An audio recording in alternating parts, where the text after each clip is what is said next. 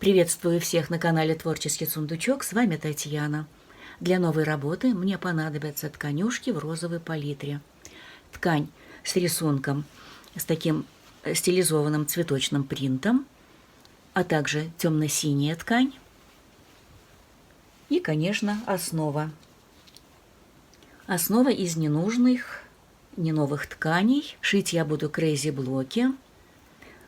Как я шью крейзи-блоки, у меня есть отдельное видео, останавливаться на этом не буду. Кому интересно, в описании под этим видео я оставлю ссылку. Размер основы я взяла 23 на 23 с небольшим запасом, потому что блоки потом будут выравниваться. Я приготовила лоскутные блоки.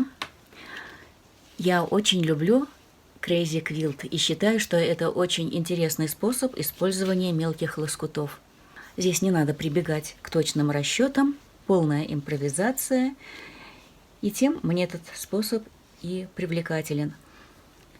И теперь я буду соединять блоки между собой попарно. Для этого я использую вот такую полоску ткани. Сначала я пришью полоску к одному блоку и присоединяю второй блок. Вот таким образом это выглядит.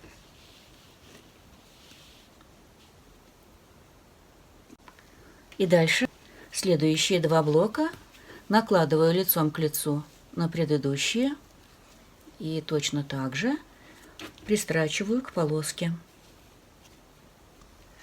Ну вот я пришила, отгладила. Так это выглядит с изнанки.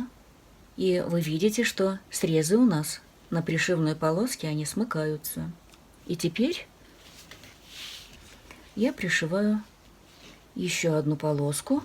Точно так же накладываю лицевой стороной. Квадраты у меня соединились. Лишнее срезаем. Дальше заготовку укладываю на слой из слимтекса и подкладочной ткани. Слои эти больше заготовки на 4 сантиметра со всех сторон.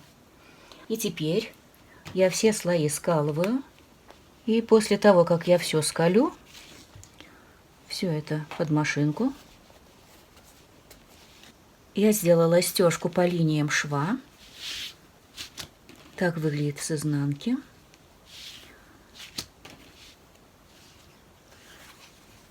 И теперь пришью со всех 4 сторон вот такие полоски ткани. Ширина полосок 5 сантиметров. Итак, полоски пришила, края выровняла, обрезала, то есть осноровила, подготовила к дальнейшей работе. Из синей ткани вырезала 2 детали для задней стороны. И так как ткань шелковистая, тонкая, я укрепила ее клеевым материалом. Это клеевой дублерин. Сверху закрыла подкладочной тканью и, подвернув с одного края, у обеих деталей сделала отстрочку.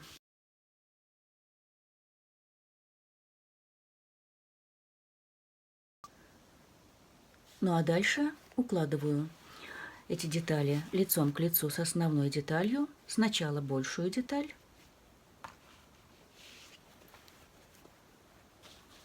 сверху накладываю меньшую и отстрачиваю по периметру с 4 сторон. Ну вот, я закончила строчить. Швы обработала бейкой из подкладочной ткани. Получилась вот такая вот чистая внутренняя сторона у нас. И теперь выворачиваем.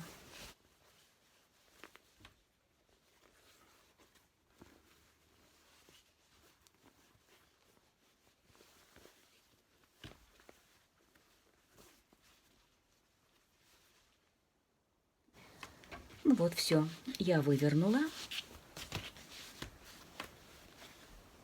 Так, и Вот запах получился где-то сантиметров 10.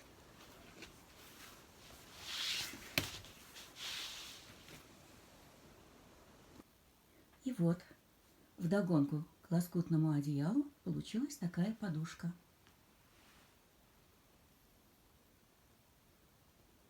Если вам видео понравилось, ставьте лайки, подписывайтесь на канал и пишите комментарии.